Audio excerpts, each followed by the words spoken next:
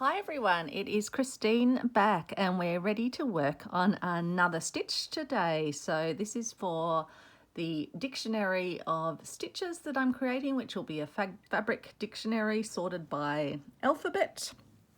You may want to create one of those yourself, or you might want to use them in a different way. You might want to stitch them all on a single piece of fabric, or you might want to use little fabric scraps like I'm doing and use an embroidery hoop to secure it. So I talked about that in the first video, the part one, and I flagged in that video that today we're going to be working on the arrowhead stitch.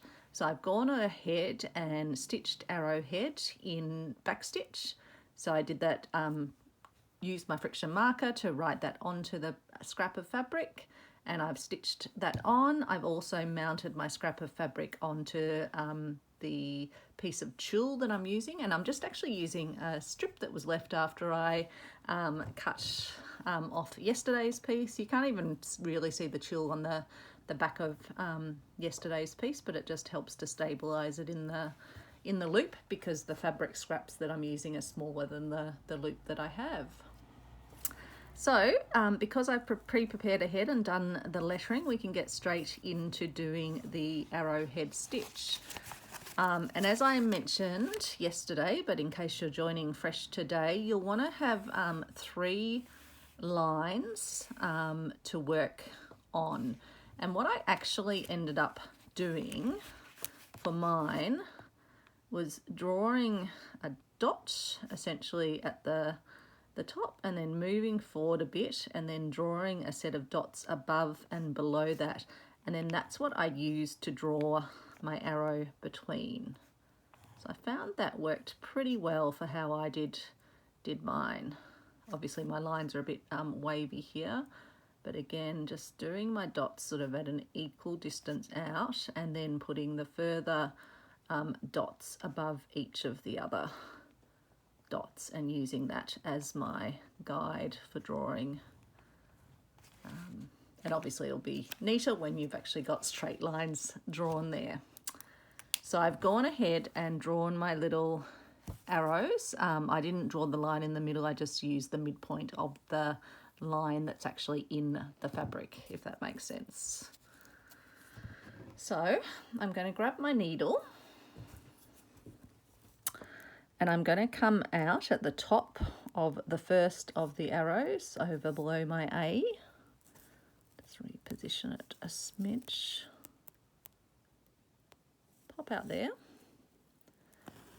I'm then going to pop down to the middle of the arrow. And before I push down, I'm going to angle my needle so that it pops down at the base of the arrow. So rather than doing 2 stitches, you're doing a single one. Now here I'm going to come back and angle my needle into the fabric at the center point, and then I'm going to pop my needle up at the beginning of the next arrow. Hopefully you can see that. So I tend to often, when I'm doing stitches, I'll just do them all individually, popping up and down, but this is actually, once you get going, it should be a time-saving method. So again, angling it out and pulling it through. And I'm turning the hoop because it just helps me to have it turned and keeping it on camera, and then angling it out, taking it through. To keep my bit of tulle out of the way, don't want to stitch double tulle on the back, not that it would really matter, but best that I don't do that. So angling it through, pulling it through.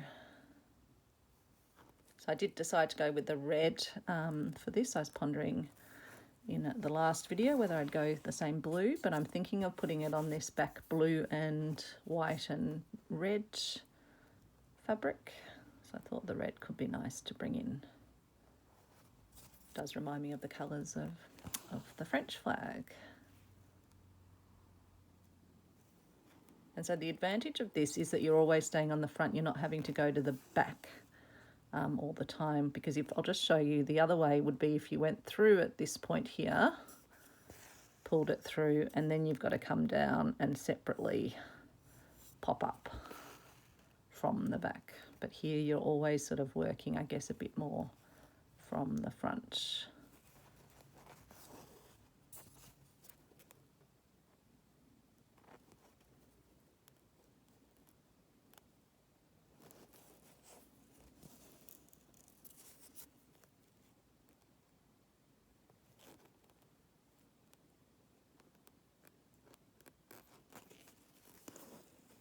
Hope you're having a good day or a good evening, and yeah, really excited that I've already had some folks saying that they're going to join me in this little stitch along.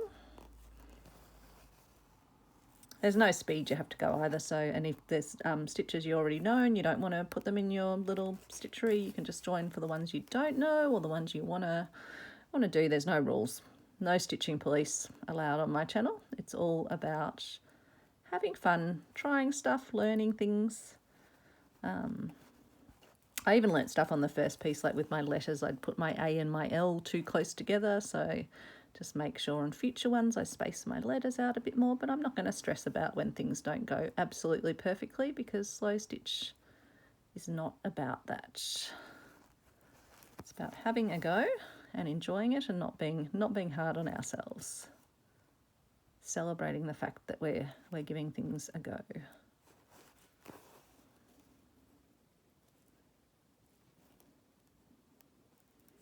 Just trying to make sure I stay in camera for you all.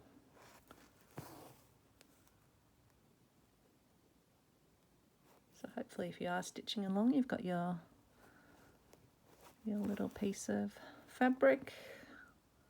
Whether you're using it in a hoop or not, or just doing it freehand, that's fine as well. Just this will probably help me for the filming. So I've done some searching around, because in the book there were only 2 stitches that started with A, but I found another stitch. I actually found some others, but they're called alternating chain stitch, which I figure I should probably do when I get to the actual stitches themselves. So, but I think I'll share with you what the next video's stitch will be, so you can prepare your little scrap if you want to.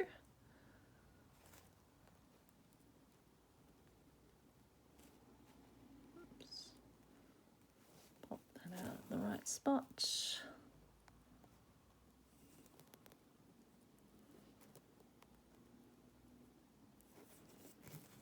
So it's great getting to use these little sample fabrics because they're such lovely material.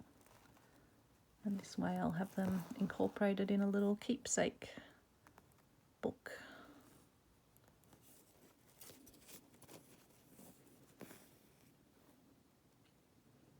I think, yeah, I think Lynn, one of my subscribers and commenters, was saying she has the book as well. But that it's hard unless you kind of, do the stitches. The stitches won't really sort of stay in your head when you're looking at a book. So it's really good to actually be putting needle to fabric, and I think we will all find that these stitches will then actually be in our head, and therefore be in our repertoire when we're looking at a blank bit of fabric and wondering what we're going to stitch.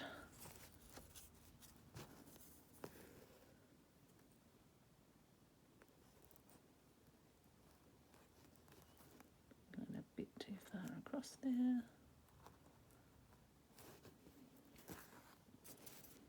Because it's a thinner crochet thread this time, I'm using a thinner needle.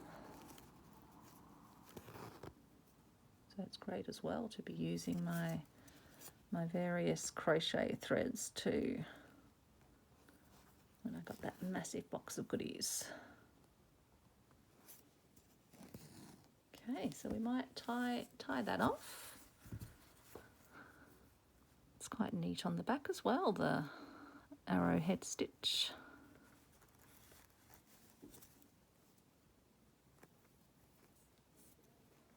Just a second, not just in case.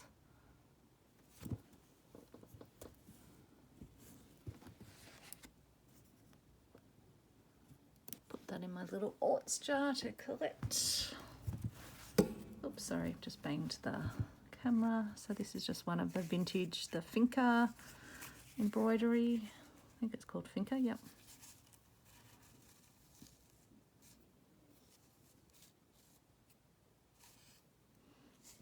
It's a lovely fine crochet thread.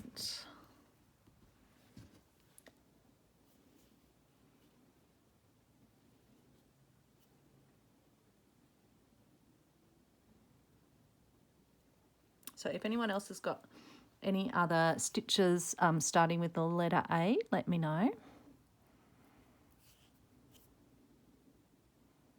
Oops, I'm really not having much luck threading the needle, am I?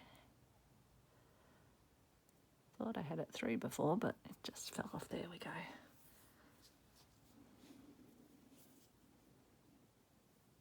Hopefully if you're stitching away, you can just keep going while I fumble around with my needle threading. Okay, so I probably should still keep going in the same direction just so we keep ourselves in order. So popping out from the top.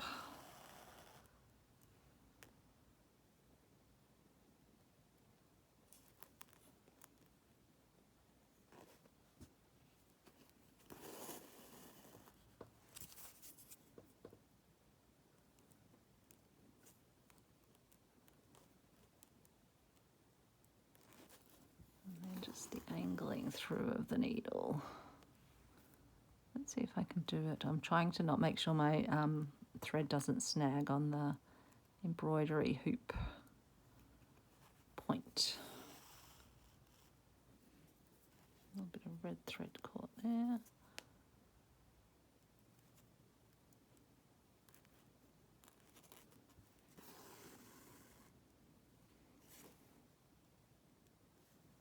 I think I'm going to have to stock up on some more friction markers when I next do my online supermarket shop, because I'm using them lots and lots these days.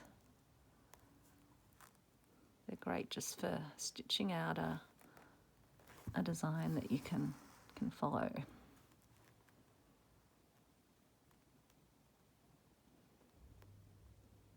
got a bit smushed, so hopefully I've got it in the right spot.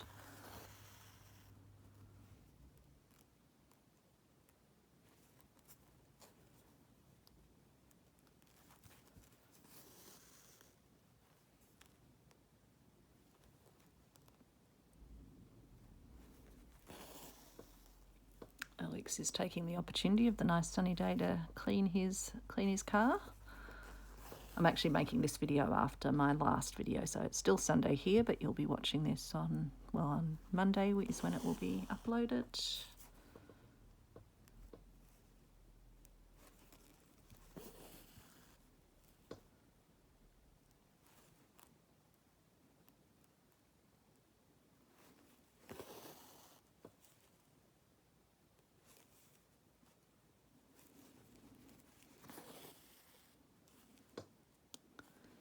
And then later this afternoon, I think I'm going to stitch down the second of my panels for Roxy's Journal of Stitchery down the garden path. But that's a bit too big of a panel to do on camera. I'd be constantly bumping the camera, so I'll do that off camera and then share an update with all of you when I'm done.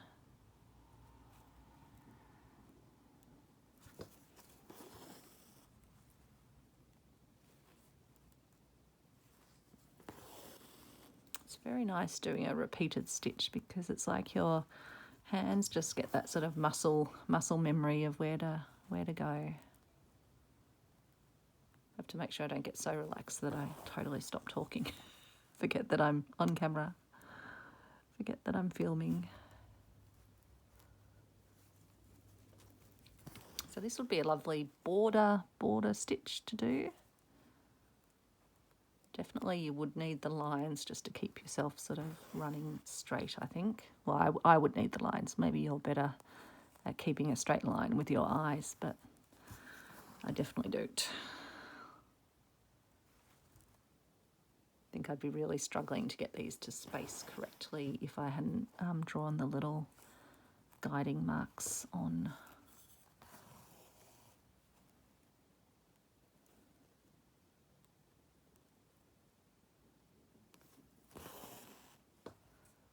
Okay.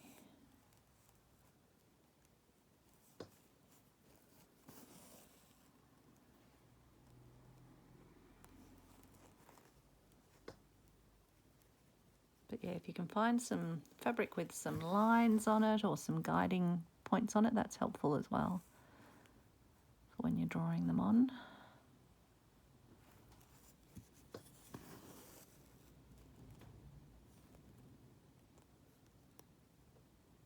Oops, I think I might need to tighten up my tulle a little bit.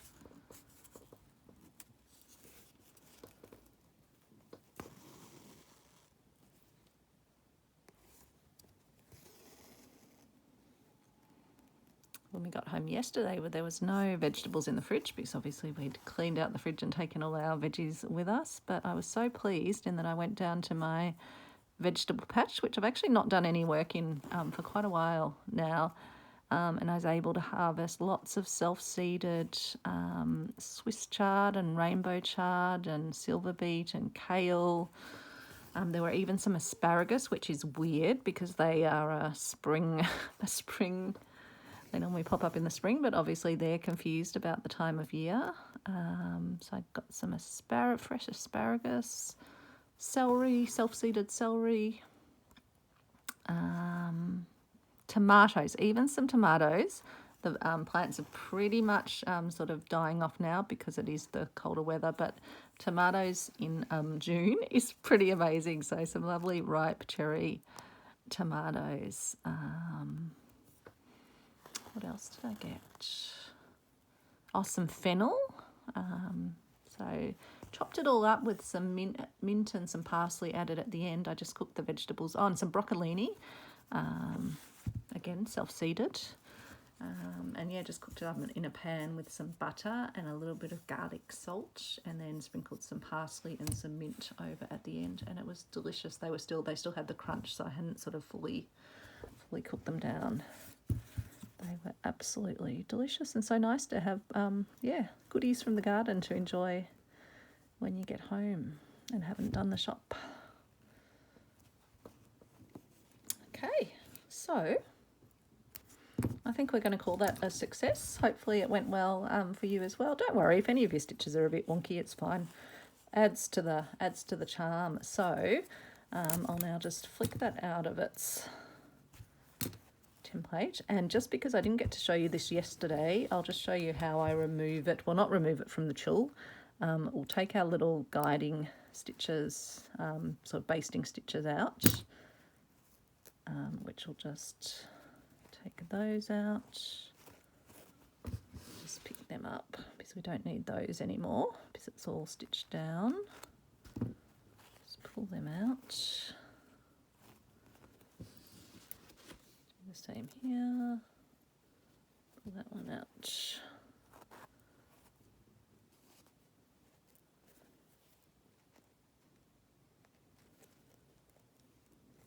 Oops, that one caught somehow in something.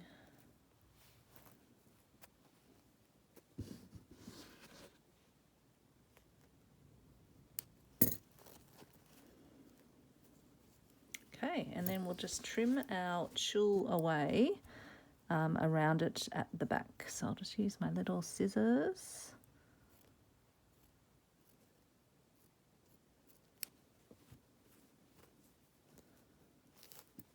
Just take that little endy bit off. And then we're just going to trim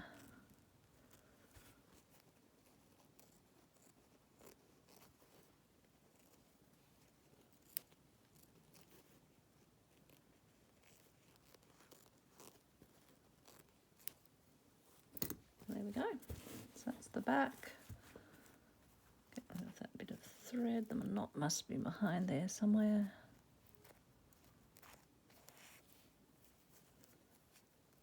There's the notch. Okay. So that is our arrowhead. So I'll give that an iron, get it to sit flat. So we've got arrowhead, we've got Algerian eye.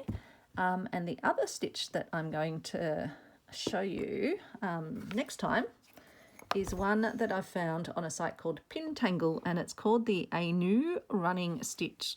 So if you are wanting to prepare your little label for it, You can probably just call it Ainu running, and I don't know if I'm saying that right. And you'll need 2 colours of threads for this one.